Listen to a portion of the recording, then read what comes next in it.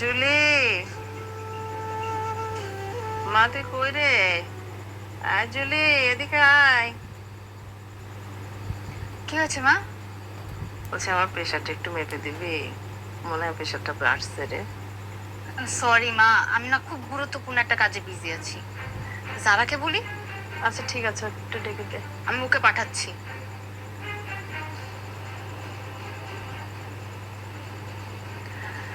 আহ, কি হয়েছে আম্মু? বলছি কি মানে আমার প্রেশারটা মনে হয় বাড়ছে রে। প্রেশারটা একটু মেপে দিবি মা? আম্মু, আমি তো অনলাইনে একটা ক্লাস করতেছি, তুমি বাবাকে বলো না।